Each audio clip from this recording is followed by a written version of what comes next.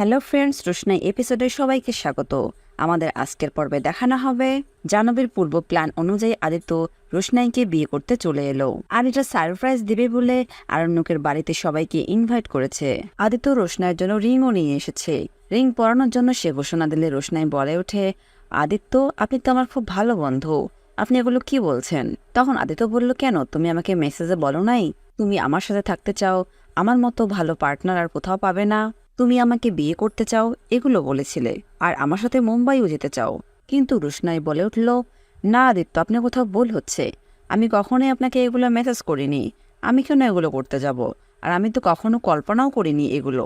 আপনাকে আমি খুব ভালো বন্ধু হিসেবে ভাবি, আপনি আমার কথা বিশ্বাস করেন প্লিজ, আমাকে কোনোভাবে ফাঁসানো হচ্ছে। তখন আরণ্যক বলে উঠল, ফোনটা তো তোমার, কিভাবে তোমাকে কেউ ফাঁসাবে? তোমার ফোন থেকে মেসেজ গেছে, অন্য কারো ফোন থেকে তো নয়। তখন রোশনাই বলল, স্যার জি, আমাকে বিশ্বাস করেন, আমি সত্যি বলছি, আমি এগুলো মেসেজ করিনি আদিত্যকে।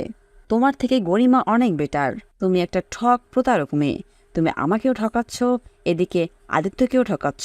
আর তুমি যে বলছো তুমি এগুলো করোনি, কিন্তু তোমার ফোন থেকে তো মেসেজ গেছে, একটা নয় বারবার প্রতিনিয়ত যদি মেসেজ যায় তাহলে কি করবে এই কাজ?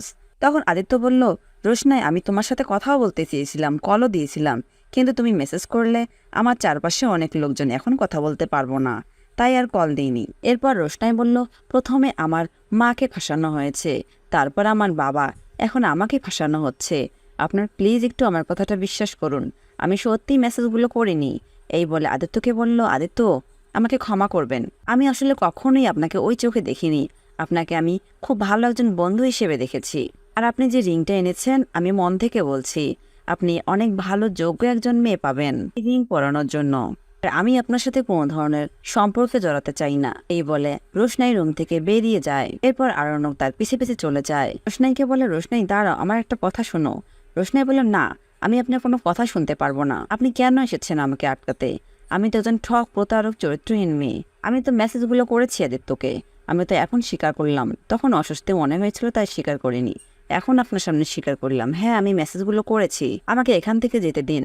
আরণ্যক বলল, কোথায় যাবে? রোশনাই বলল, আমার কি যাওয়ার মতো জায়গার অভাব আছে?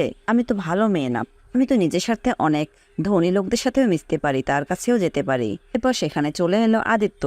আদিত্য বলল, রোশনাই, আমার মনে হচ্ছে এখানে কোনো একটা ষড়যন্ত্র চলছে। আরণ্যক রোশনাইয়ের হাত থেকে ফোনটা কেড়ে নিল, বলল, এর পিছনে আসল সত্যিটা আমি খুঁজে বের করবো রোশনাই।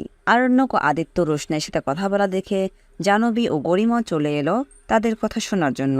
আরণ্যক বলল, রোশনাই, তোমাকে যদি কেউ ফাঁসাতে চায় তাহলে আমি তার আসল সত্যিটা সবার সামনে তুলে ধরবো, আমি সে আসল সত্যিই খুঁজে বের করবই। তো বন্ধুরা, আরণ্যকে জাহ্নবীর মুখোশ খুলে দিতে পারবে? জানতে হলে আমাদের টলি স্টোরি টাইম চ্যানেলে চোখ রাখুন, আর আপনাদের সুন্দর মতামত আমাদের কমেন্ট বক্সে কমেন্ট করে জানাবেন। ধন্যবাদ।